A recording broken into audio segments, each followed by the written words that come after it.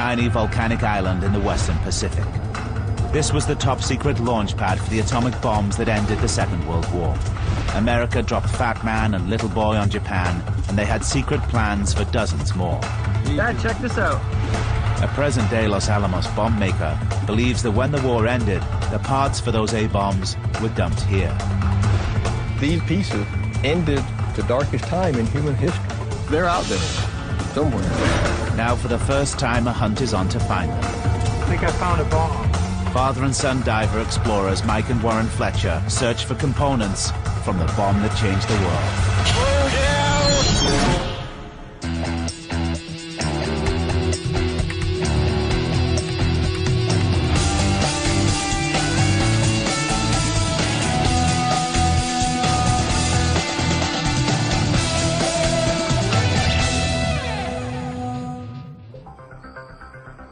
Glenn McDuff is a nuclear physicist and bomb builder. He spent decades tracking down secret documents, photographs, and first-hand accounts of the men who made the atomic bombs that were dropped on Japan. And he believes that when the war ended, components for many more bombs were left behind. Someone didn't get the memo about dumping items that wage war over the ocean. And that's what got me interested in coming to look here. There were 66 Fat Mans on Tinian at the end of the war. Are they out there? They're out there. Are we looking for a needle in a haystack? Probably. The Fletchers can see the size of the task ahead of them, a land and sea search for scattered A-bomb parts. The hunt for the atomic bomb is not like anything we've ever done before. It's an obscure target. We know that there could very well be pieces, especially at Fat Man, out here in these waters. Tinian is nearly 2,500 kilometers from Japan. Underwater volcanoes and deep chasms in the seabed surround the island.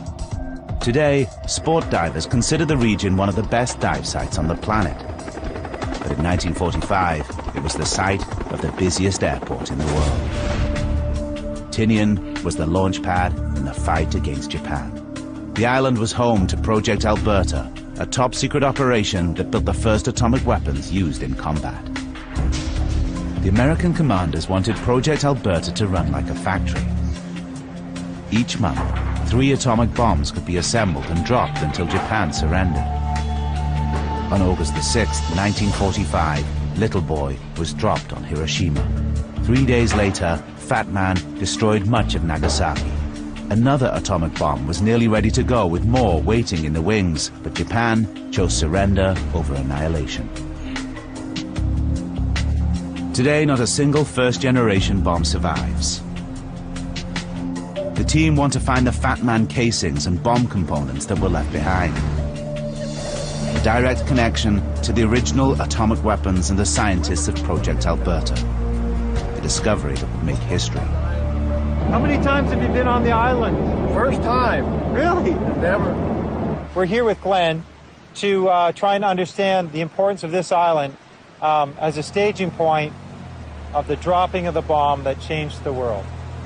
There's a connection between this island and that event that's lost here in the jungle and here offshore. So if we stumble onto something, you're going to know what we got our hands on? I hope so. Project Alberta brought 270 tons of equipment. For Glenn, the quest to find a piece of the original A-bomb is a scientific holy grail. He's convinced the material can still be found. The search begins on Tinian's abandoned aircraft runways. This is where Fat Man and Little Boy began their fateful journeys to Japan. The bomb loading pits are still here. This did make world wars obsolete. It made wars not worth fighting anymore. And the horror that led up to this, that we actually had to do something like this to stop, to end a world war. That's kind of awe-inspiring. The atomic bombs comprised hundreds of parts that were brought to the island for assembly. But when the war ended, those bomb components just disappeared. The official U.S. military records state that the U.S. Army Air Forces dumped all top-secret A-bomb material up to 16 kilometers offshore in water up to 2 kilometers deep. Tinian lies near the deepest point in the world's oceans, the Mariana Trench, a yawning fissure 11 kilometers deep. The seabed starts to drop dramatically less than 5 kilometers offshore. Anything dumped here would likely never be found. But Glenn believes the official records are wrong. His research suggests that American military personnel simply moved the components for the bombs from somewhere near the airfield to the coast and dumped them in the shallow waters off this part of the island. The team looked for a coastal point near the runways. This has got to be a gutter for runway A. Yeah. Yes, drainage or maybe sewer. Drainage, because in a typhoon, it's a lot of water. They got to get off that runway. Yeah. The other thing is, if they bulldozed all the way to the ocean for this trench, this might be a dump area. Yeah. Let's go take a look. An access road appears to lead directly from runway A to the ocean. Why don't you take a waypoint, Warb? Maybe we can consider coming back to dive and see what's off the end of this roadway. The ultimate thing here would be to find one of the Fat Man weapons cases. Fat Man is, that's the granddaddy of all the bombs. The Fletchers intend to dive just offshore, close to the island's runways. They're looking for anything connected with the atomic bomb. Components or casings, technological remnants of man's most terrible weapons. Their search is the first of its kind. Glenn really knows and understands not just the history of these events, but he understands the math and the physics that makes them work. Glenn dives too. Mike and Warren need his expertise to identify any bomb parts they discover. The dive takes them down 50 meters. Mike and Warren are using communication-enabled masks so they can alert each other to any finds.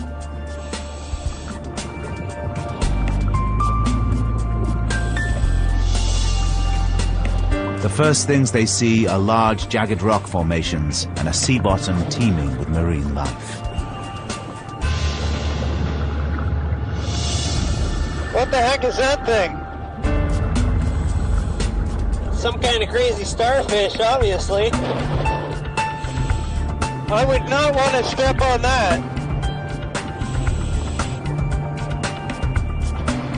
Mike is puzzled by some of the large shapes he sees. Just keep looking, you'll start to see the odd one here or there.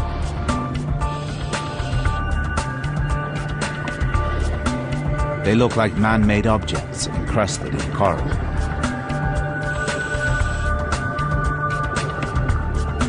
Yeah, up there on that ridge on the right, I think I should see one. Definitely some kind of wreckage over here.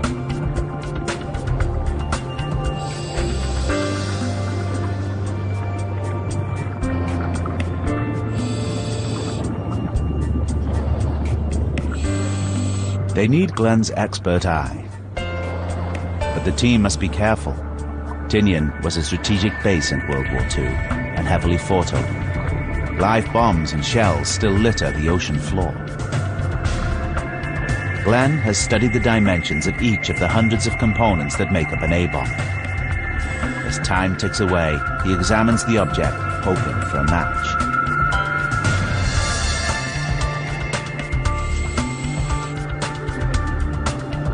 Okay, well, we gotta head back to the boat. I'm getting pretty low on air.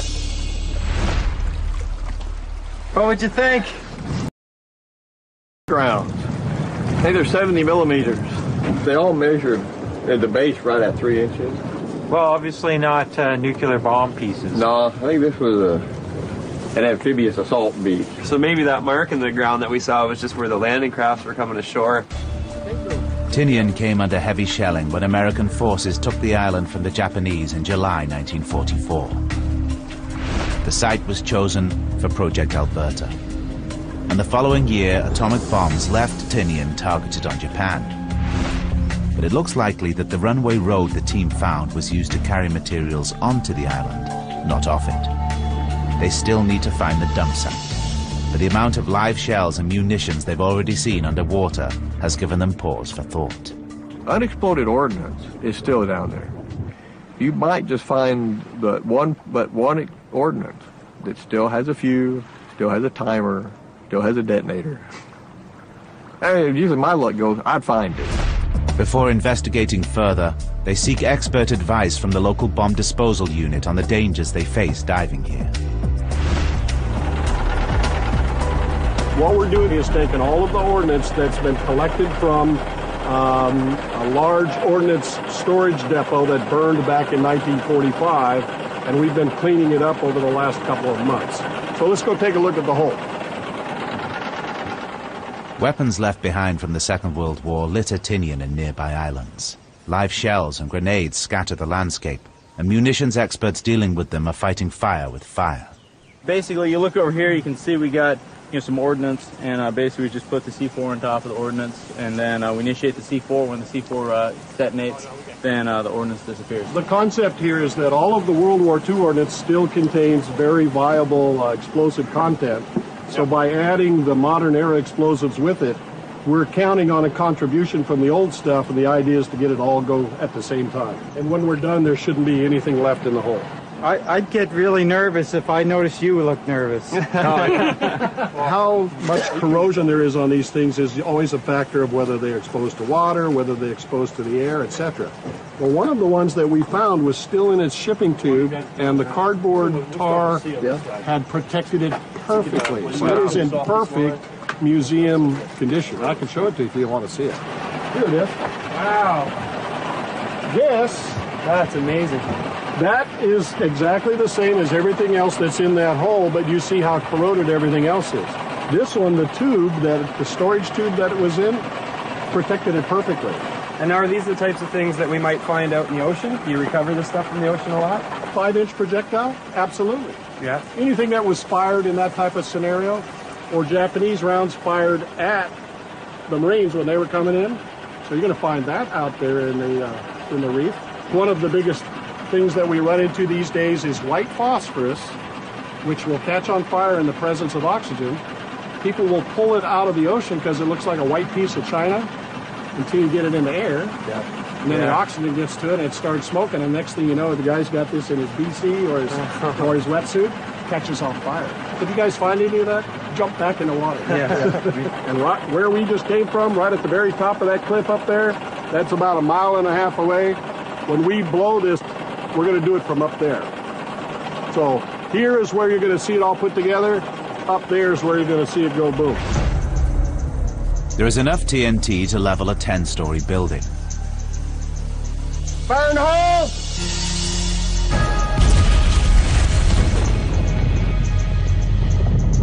The cliff top is a safe vantage point, but an underwater encounter with a live shell could be fatal for the team.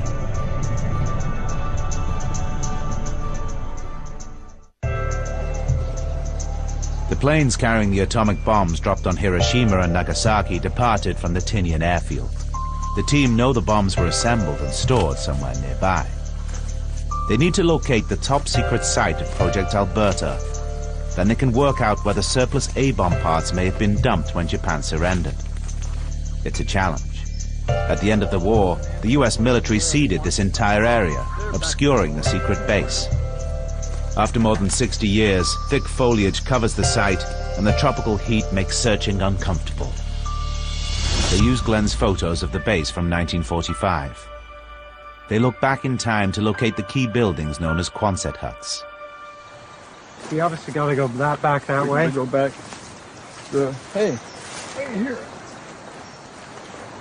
Oh, yeah. A Quonset hut bolt. So how can you tell that's a Quonset hut bolt? The corrugated covering would bolt to a rib, which is about a 2-inch channel.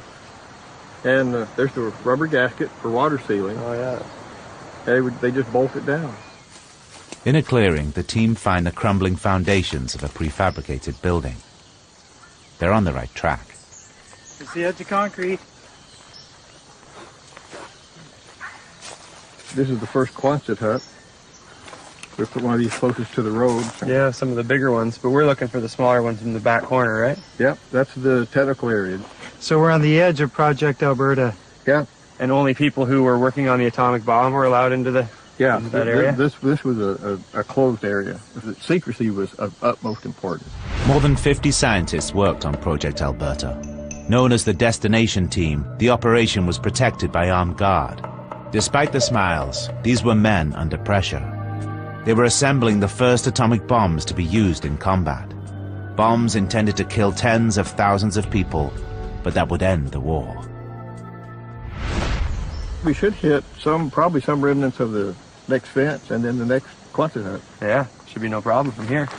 The photographs give the team a perspective on the past. Look at this. Look at this crack. This chip out of the concrete.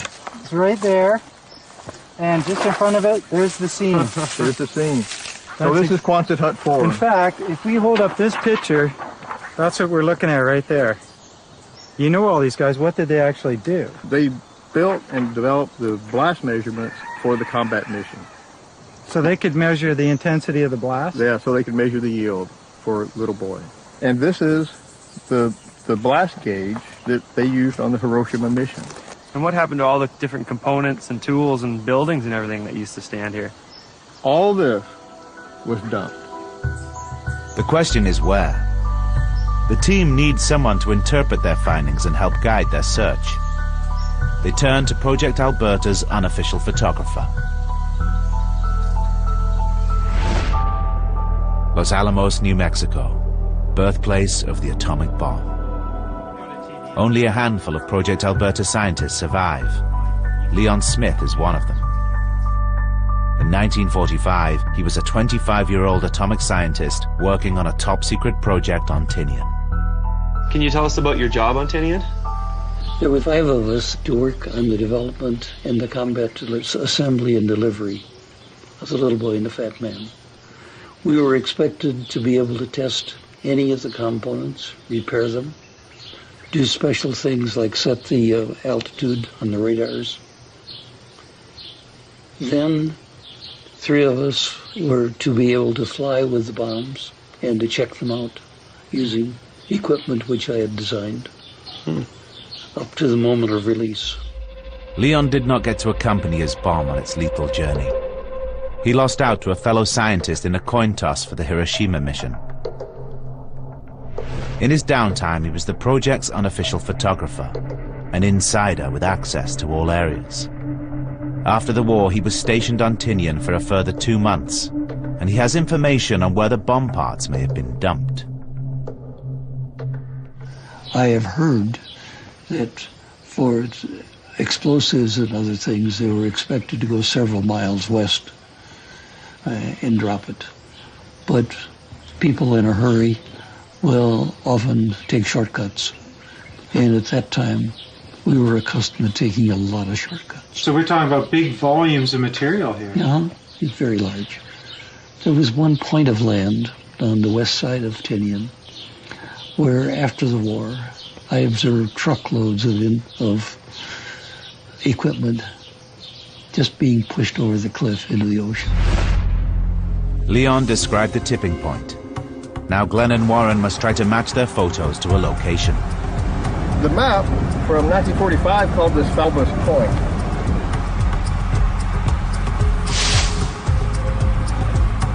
The cliffs at Faber San Hilo Point soar 20 meters above the waves. They create a bulging overhang the locals have nicknamed Dump Cove. At the end of the war, general military debris was dumped here. But Leon Smith believes this was also the trash can for atomic bomb parts. Oh man, this would be the perfect spot to dump stuff off. Yeah. Nice flat approach. It's got to be 50 feet at least. Sure looks like the spot here in your photo. And it looks like it hasn't changed much. Man, that would have been a busy spot the last few weeks, just truck after truck coming. Truck after truck. This is definitely the dive target. Oh yeah, we have to dive here, there's no question. We could find a casing that looks just like the original Fat Man bomb. Probably in the pieces, in one of the 3 pieces, but okay. Tails, front hemis, back hemis, nose pieces, but yeah. Right. Or any combination. Wouldn't that be something to find that? That would be a real find.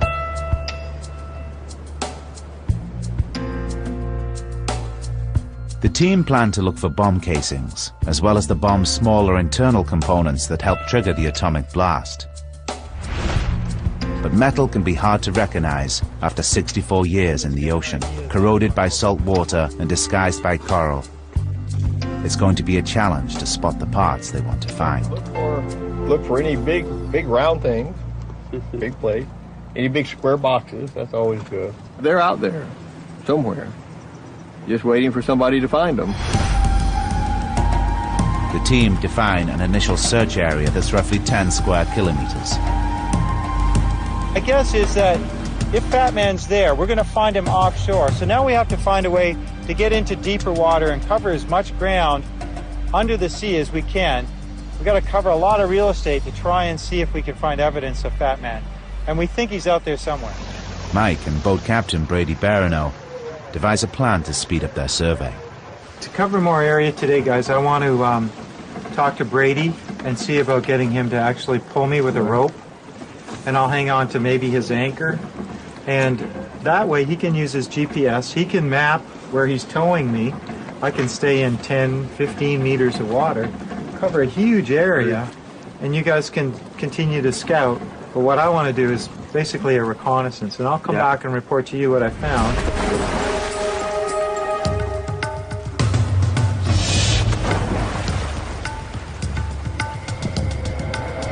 The waters here are clear to around 60 meters, but the ocean rewards them as soon as they dive in. A massive World War II dumping ground stretches as far as they can see, just 15 meters below the surface. Tank parts, engines from planes, and shattered jeeps litter the aquatic landscape.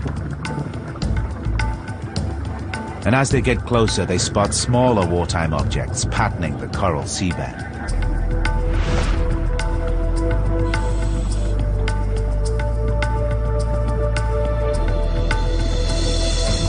Glenn finds a metal box that he thinks could be electronic, potentially an internal piece of the bomb.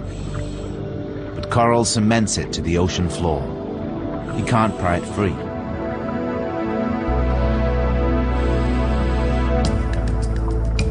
Glenn's box looks like it could be electrical equipment, but we just can't budge it. It's now literally part of the ocean environment. Glenn knows what each of the bomb components look like, and ultimately rules this out as a piece of the bomb.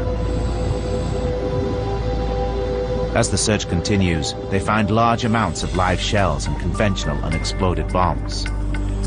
Having seen the damage they can cause, the team keep their hands off anything that could still be live ordnance. And Glenn discovers something potentially more dangerous: phosphorus left over from incendiary bombs.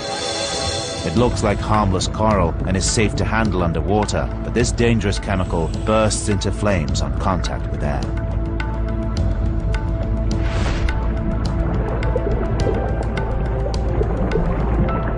Mike surveys the seabed from a safer distance as he completes his tow scan. Everything's good, Brady. The seabed is literally lined with all sorts of evidence of the Second World War. Old jeeps and broken airplane parts and office supplies that were here on the island and just bulldozed into the sea. As soon as you hit the water and look down, you're flabbergasted. There is stuff everywhere. This is the first official search for A-bomb parts in these waters.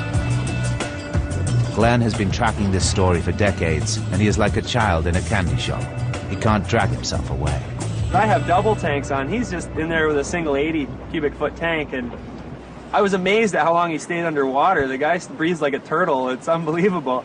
And I think he was just so into it. He was really, controlling his breathing and just, he wanted to stay in there as long as he could. And I kept looking at his gauge, and it was getting lower and lower, and I'd ask him if he wanted to go up, and he'd be like, no, I want to stay down. How much air do you have left? I thought I was going to have to drag you off the bottom there. I could tell you didn't want to go. I think I was just going to almost suck this one dry. There's much stuff to look. You could look for decades down there. I'm sure you could. I can't believe all the stuff down there. It's everywhere. Airplane engines and tanks and old Jeep chassis. And it's just everywhere you look, like forever. And every little divot, wash the sand out of it, there's something in every little hole. So what about the bomb casings? I mean, we didn't see it today, but... We didn't see anything, but how far does this stuff... Every time I'd go to a new spot, I'd see something else. I'd go out there, and still you'd see more stuff in the background. And more stuff. Yeah. But Mike has something to report that could top their ocean floor experience. I think I found a bomb. Bomb? I thought it might even be a little boy, because it's kind of the right shape with the tail and the back assembly broken off. I'd like to take you guys and have a look. The atomic bomb, codenamed Little Boy, was dropped on Japan August 6, 1945. The force of its explosion equaling more than 12,000 tons of TNT. 3 days later, Fat Man blasted Nagasaki with the equivalent of 18,000 tons.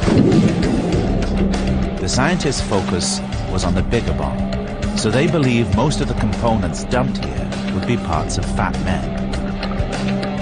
A Little Boy casing would be a remarkable discovery.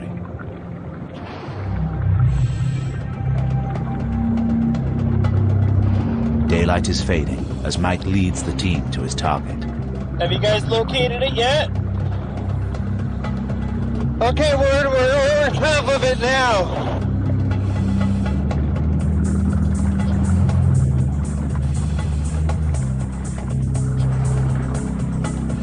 The original Little Boy bomb weighed 4,400 kilograms and was 3 meters long. Mike's target is missing the tail fin. The length is very close. Glenn checks the diameter. The original was 71 centimeters across. Warren, let's see if we can get Glenn's attention.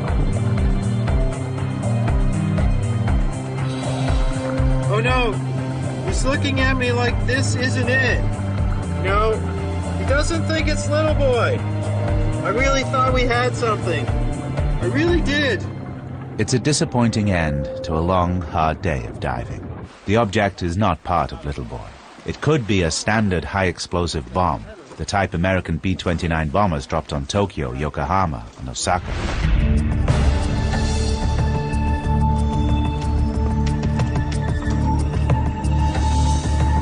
The next day, the hunt starts over at Dump Cove. Again, the team's support boat tows Mike across the search area, and once more, a large shape on the seabed catches his eye. Bombs litter the ocean floor around Tinian, but sometimes the planes transporting them ended up there too. Well, I think I found components of an entire plane. The island was base for a fleet of B-29 bombers, and 15 of them were very special, modified to carry atomic bombs. These planes were called silver planes. Each one was adapted to transport and power the A-bomb, and they were fitted with special radar to ensure the bomb's accuracy. These planes have unusual propellers. All four had variable pitch. This meant they could propel the plane backwards, reversing it over deep pits where the A-bombs were ready to load. Glenn, do you have that picture of the B-29? Yeah, let me grab it right here.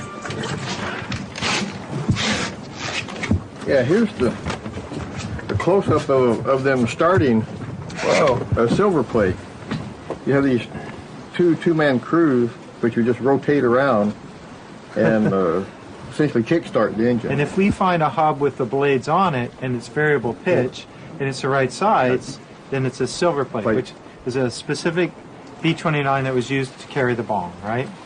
Yeah. And I remember March of 1945, on the takeoff for one mission, 5 planes going from west to east in its prevailing wind went into the ocean a little ways off the island. 5 planes in one mission? Yes. That was on takeoff? Yes. The planes were very heavily loaded. They'd have lots of traditional style bombs and fuel on board for the bombardment of Japan. Correct. The planes were very heavily loaded, and if they went in the water, they just went down. The Silverplate B-29 bombers did a number of dummy runs before their first nuclear attack on Japan. Mike wonders if the plane he spotted could be a Silverplate that might have an A-bomb casing on board. There are no official records that a Silverplate crashed here, but Glenn is still keen to investigate the target. It sure looks like an airplane. There's a lot of stuff here. They can see the aircraft's landing gear and sections of its frame. But the evidence is scattered. The wings, engines, and pieces of fuselage are spread out over a 60-meter radius, and there's no sign of the propellers. And I'm going to take off over here. I want to show you the wing.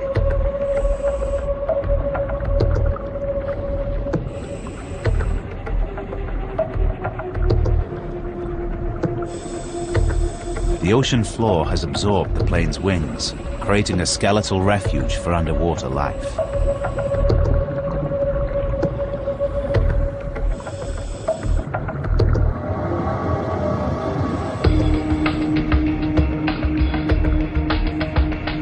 Then Glenn finds something promising. A propeller, masked by decades of coral growth and corrosion. He probes for clues and can see that the blades are bent. It means the prop was probably turning when the bomber crashed. It's a B-29. But is it a silver plate?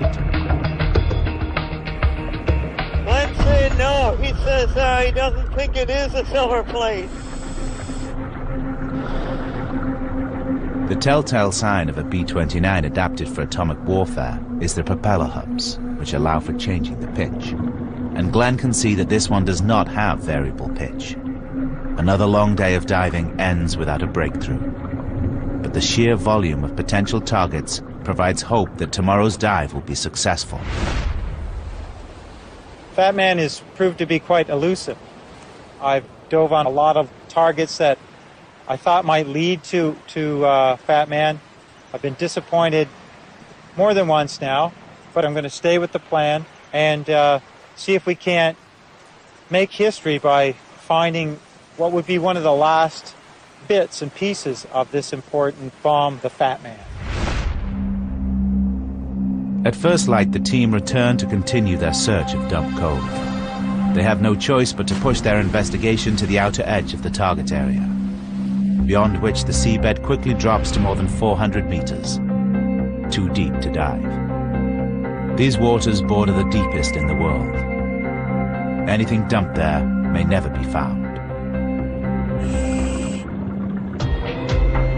Glenn heads off alone to investigate the uneven seabed. A large cylinder sitting alone away from the rest of the war debris attracts his attention. Its size and shape suggest it could be the casing for a Fat Man bomb. I was swimming off, I was looking around, I'm like, what's that big pimple-looking thing on the bottom? You know, if you look around, there's not another one like it anywhere. No. So I swam up over it, and half of the circumference is perfectly round. Right. Which is really odd, but it's really encrusted, so I swam down and looked at it, but it's hollow. Mm-hmm. The whole thing is hollow. Well, it was almost the right size to be a Fat Man. Yeah. Like once you add the crustaceans. Yeah, I measured it, and it's a little over 5 feet. The Fat Man was 5 foot diameter. It's the right shape. It's the right size. It's the right location. This looks very suspicious. Hey, maybe we have something here.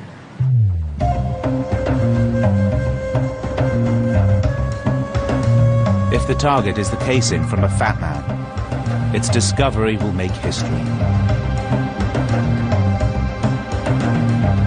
So what do you want to do here, guys? We'll go to the Fat Man target, and we'll chisel a little of the sea scum off that bottom lip that's exposed. Okay. And we're going to expose enough just to be sure what it's made of. Right, where the big lip where you can reach inside. Right. There's a really good exposed lip. Okay. So will you actually be tapping off the marine growth on the inside or outside? All outside. If it is a Fat Man, there's got to be seams on that cylindrical part, right?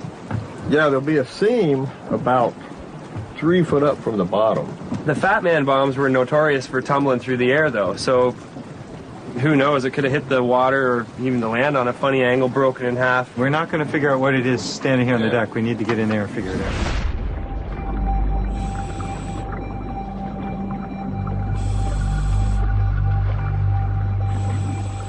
On his first encounter, Glenn saw the object was hollow, so there is no danger of explosion. Having gained permission from the local government, he chips away at the coral, looking for clues to its genesis.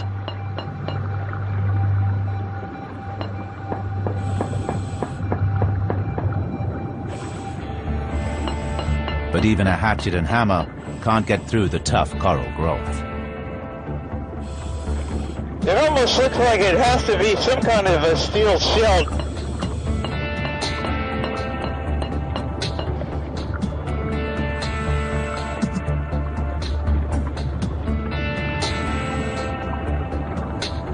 Looks like he's not sure what we've got here.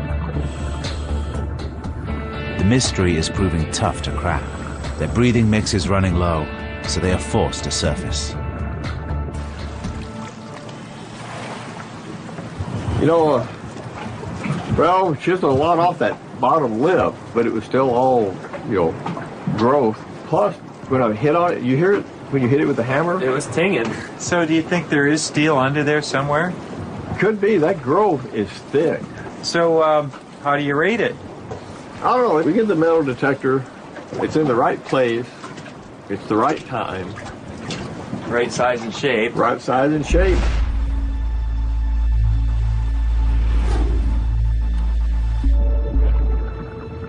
But is there steel under the object's coral coat? I'm gonna go get the metal detector, okay? Glenn and Mike take turns to use the metal detector. They calibrate it by monitoring their metal air tanks.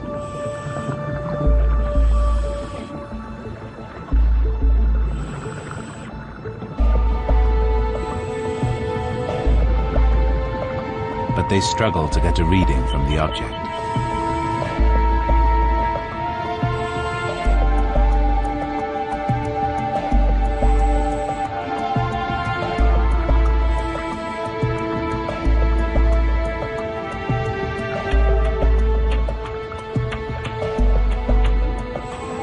Eventually, they give up.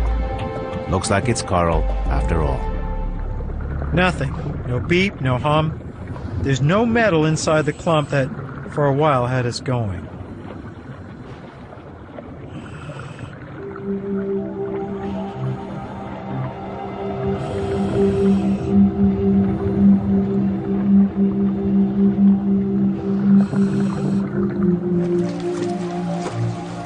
It was pretty tough to take, you know. It was this big up and down kind of, it might be the bomb, I don't think it's the bomb. It really looks like the bomb, and now we know for sure it wasn't. I want to find this bomb, and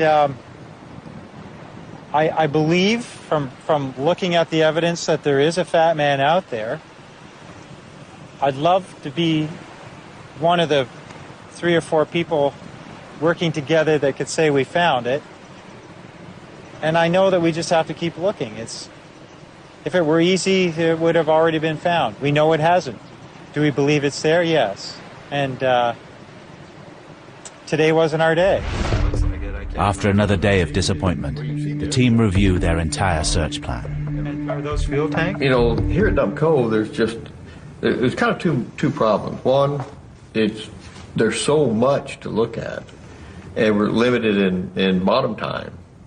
There's a lot in the deep water, and the fact that it's cemented under how many feet of sea growth.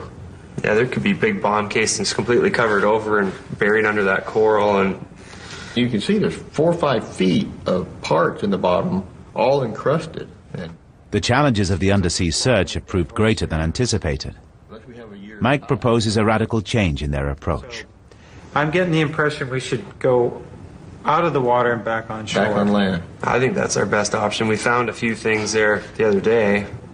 They haven't found any parts where the bombs were dumped, so they shift their search to where the bombs were assembled. And probably the best would be the work area, quantified element, because all the piece components were built in the work area. They were all taken to the assembly building and all put into a bomb. So essentially, parts go in, a bomb comes out. Right. That's where all the bits and pieces are. The bombs, known as Fat Man and Little Boy, comprised hundreds of components, each one essential for the atomic chain reaction, and the team know the exact location where those parts were put together, the prefabricated huts that made up Project Alberta. They take to the air to examine the compound. A bird's-eye view that helps pinpoint Quonset Huts 2 and 3. These were the arming and firing stations where Leon Smith helped assemble his bomb. At ground level, it's more of a challenge. The outlines of buildings are harder to spot. The undergrowth is thick and many of the bomb parts were small. But the team persevere in the hope of discovery.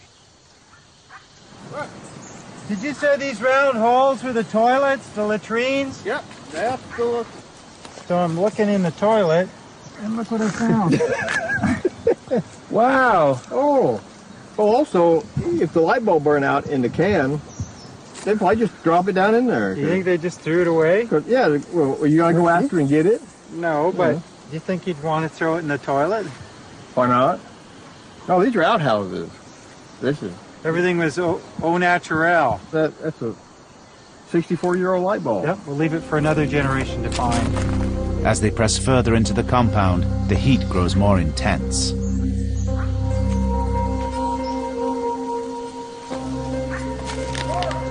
Yeah. Hey, Mike! Yeah, come on over. The shift from a sea to land search looks like it's about to pay off. Nuclear scientist Glenn McDuff has found a piece of equipment that helped ensure Fat Man and Little Boy detonated at the right altitude above the ground. Looks like it's a cavity tuning meter. This will be hooked to the radar unit. The bomb's 4 radar units were used to measure the distance to the ground as the bomb fell. When the radar determined that the bomb had reached ground zero, the height above the ground designated for explosion, it would trigger the detonation process. So this is for setting the frequency that we're actually on the bombs? The bombs, they tuned each radar separately so that nobody knew what the frequencies were. In case the enemy wanted to jam, they didn't know what frequencies to jam. It's possible that this particular unit was used to set the frequency on Fat Man And Little Boy, both. It's in the right location. This is what they did in this Quonset hut. Well, it says a lot about the disposal of everything here on this at Project Alberta. Yeah, and after being around here, you can kind of tell. Wouldn't you be ready to get out of here? Oh yeah, yeah. I'm ready to call it the end of a day, let alone the end of a war. Oh, here's something, Glenn. It's like an electrical insulator. Oh, really? Oh, and some connectors or something right here too. Oh yeah. Let's see. No, these are electrical connectors here. Yeah. Dad, check this out. What do you think they are? These are... Electrical insulators? No, they're connectors. No, these are little amphenol connectors. Yeah, but again, we're in one of the Army firing and fusing huts. So these are probably... Oh, yeah. That's a multi-pin connector. This is probably... These are probably out of the clock box. On top of the bombs where you had all the pull-out wires. So when it dropped, it pulled these wires and it started all the functions. So these would actually be parts of the bomb? Yeah. This is a big discovery for the team, a vital component and critical link in the bomb's deadly chain reaction. It was a part that gave life to death. This is really significant. These were components that would have been used in future weapons. These components may very likely, the one we picked up could have been dropped on Japan on August 24th, which was the next scheduled bomb drop. These are the spares. Notice these have never been used. Okay, the wires would get soldered in here. Would get soldered in there. I see. But these are spares because they were planning on building a lot of bombs. This is where they were built, in this hut right here. This is the arteries of the bomb. Right. Mm-hmm. And we'd have never found these underwater, even if they were dumped in the cove. They would be rusted away or buried and concreted over with coral. These are the pieces that ended the darkest time in human history. This is what did it. These simple little parts. The team take news of their find to Leon Smith, one of the few surviving scientists who assembled the atomic bombs on Tinian. Hey, Leon. Oh, Glenn. Hey. So nice to see you. Hey, how you doing? Up in the main work area where the Quonset huts were, there's still an awful lot of debris left around. We found components left over, and especially these connectors. These are clearly the type of connectors that were used in the electrical systems for both the Little Boy and the Fat Man, both on the firing set. and the fusing system. Every one of these, every wire, every connection was important. It takes me back to a very exciting point in time in my life. We were doing almost impossible things in times that you would now regard as impossible. We made things happen.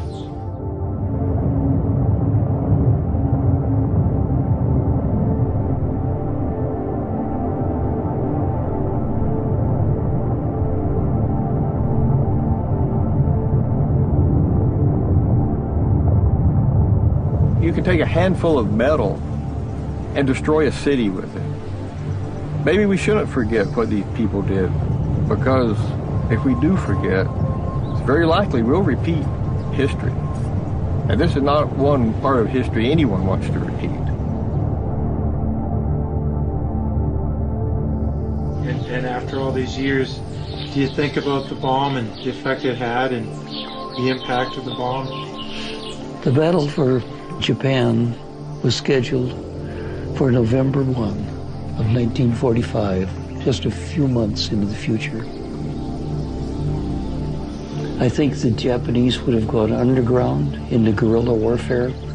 Casualties on both sides would have been simply unreal.